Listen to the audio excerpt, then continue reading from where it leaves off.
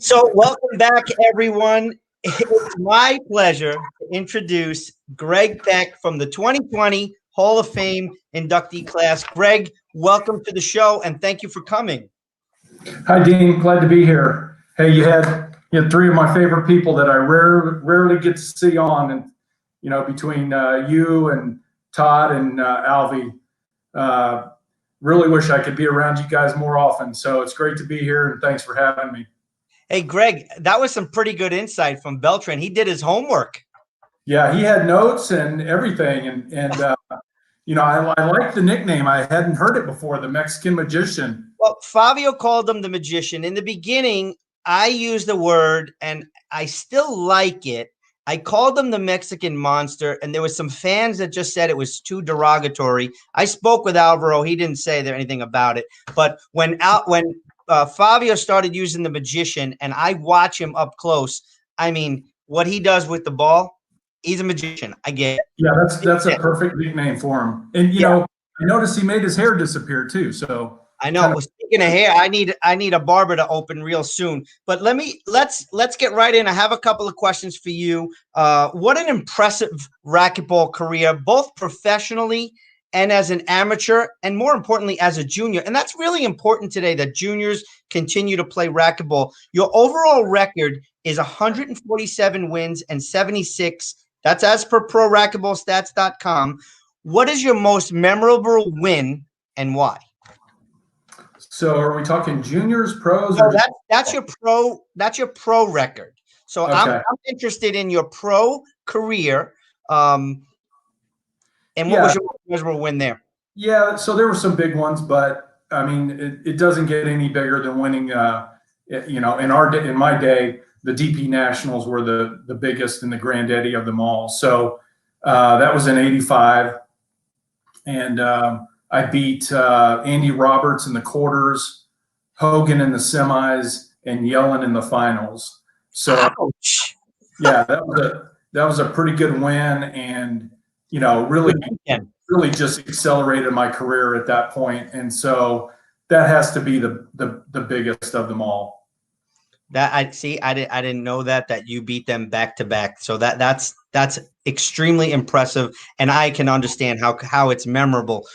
So, Gregg, rumor has it that you kind of changed the game of racquetball. Most players, they played error-free racquetball, including yourself, and waiting for opponents to make mistakes and then capitalizing on there. But I'm told you created offensive shots from the deep in the back of the court.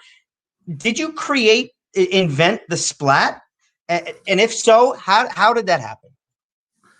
No, that's actually a funny story, because one of the things that, I just always love watching racquetball. Even, when I was at the top of my game, I loved watching other players play their matches. But when I was coming up as a junior player, I would go to these pro stops, as a tag along little brother with Dave. And so I would watch everyone play. And I was watching Hogan play, and he was playing in the semis, and someone hit a wide angle pass on him that came around and off the back wall, and he was going to get it, and the ball was really tight on the backhand side, on the left side, and he took it, and he just, as hard as he could, he just kind of jammed it into the side wall and hit a winner, and it was a splat, and I saw the ball come off the side wall in a different way. And I was probably 16 or 17 at the time. And I mean, it just crystallized in my head. I was like, that was different, And so I think Marty maybe hit that shot one more time in the tournament. I really didn't see him hit that shot very much. And I didn't know if he was trying to do that or if it was just forced on him to do that. So anyway, after that tournament, on the next Monday or Tuesday, Dave and I are gonna work out, and I pull him up to the side court. I said, "Hey, come here. I want to show you something. I've kind of been working on this and I saw Marty hit this shot, and I don't know if he was trying to do it or not, but look what happens." And he was like, wow, that's amazing. And so I just started working on that shot from the left side, the right side, and I got pretty good at it. And then I started, what really changed was, Dean, was when I started taking it off a ceiling ball deep and bringing it down with my height and power and splatting it from, 39 feet as a winner. And so, once I started doing that, there were a lot more people that started to do that. So I don't want to take credit for inventing it, but maybe I perfected it. Well, I know that there's a ton of racquetball players, not only pro players today, that appreciate whomever invented or stopped or started that type of thing, because it's one of the fanciest shots in the world, other than a flat rollout. I mean, but it's absolutely amazing. I think I really just improved on what I saw, and that was my success. I mean, most of my game style is really a combination of 3 or 4 other players, and that makes up about 95% of my game back in the day. And then the other 5% was, me creating my own style and my own shots, and that was one of them. And once I started doing that, you started seeing a lot more players incorporated into their game, and now, you don't see any good player that can't hit that shot from both sides. No, if a player can't do that, they're not playing at a high level. So interesting that you brought up your brother. What was it like playing professional racquetball with an older brother on the pro tour at the same time? Well, it was great. I mean, not only did we were able to travel together and coach each other and help each other, but we were able to cheer for each other, and it was great because we could strategize against our opponents, and we just knew each other so well, and traveling together was so comfortable.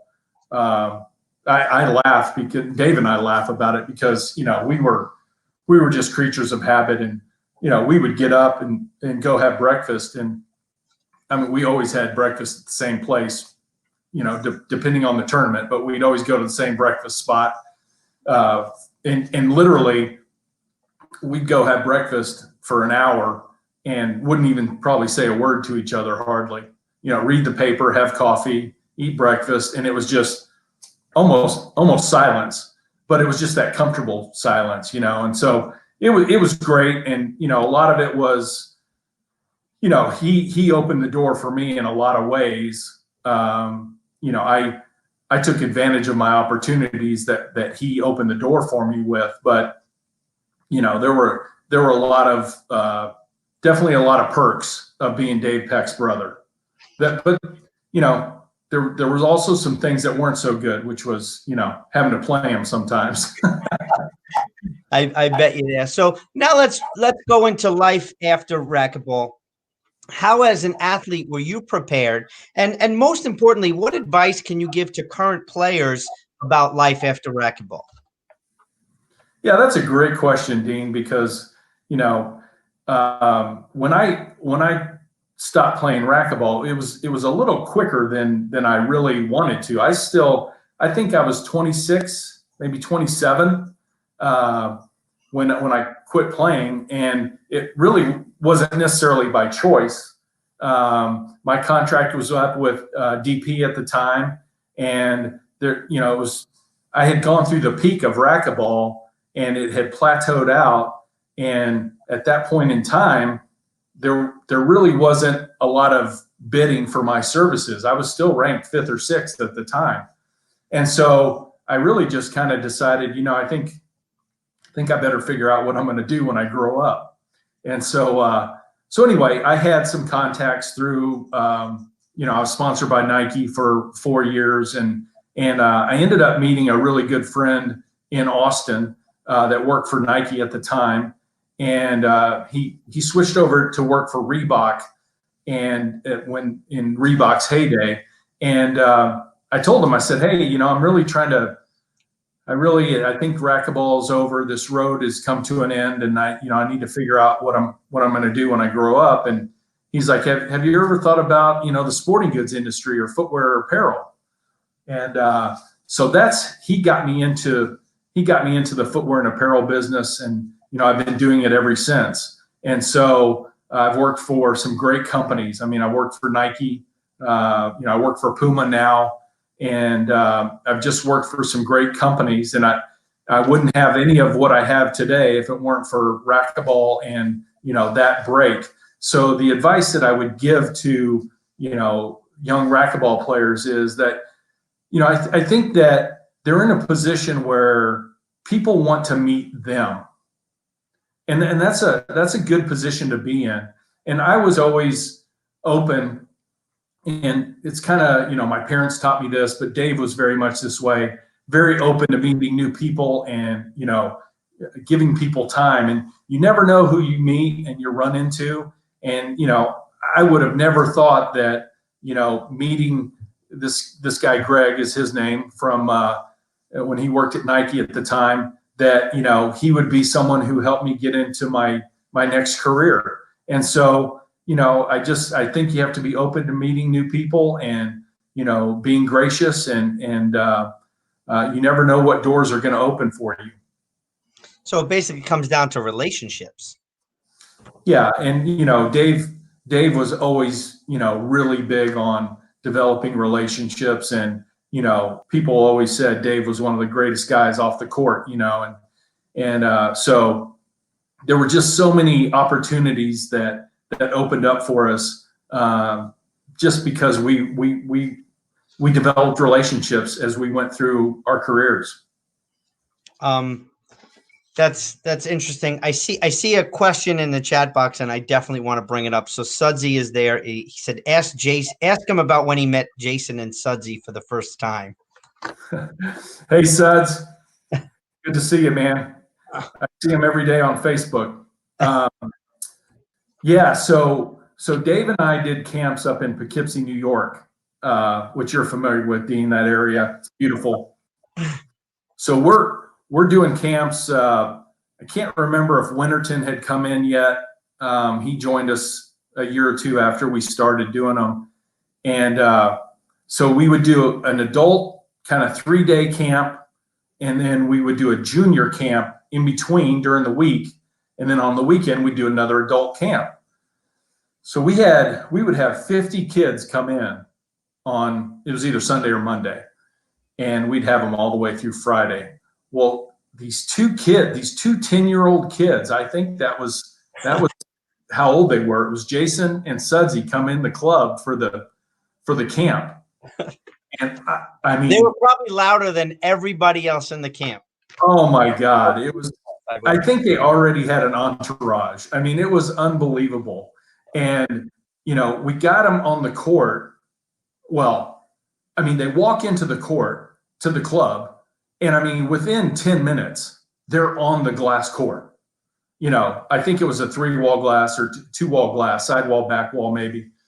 And I mean, these kids were on there, and they were awesome at 10 years old.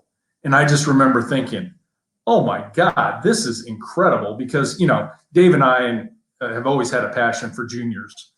And it was awesome. And I mean, we had them for the whole week. And I mean, I swear to God, they were on the glass court more than Dave and I were. And, Dave was ranked 1 or 2 at the time, and I was probably, 6 or 7 at the time. And Dave and I would do an exhibition, for the camp, and, we'd get 100 people to watch.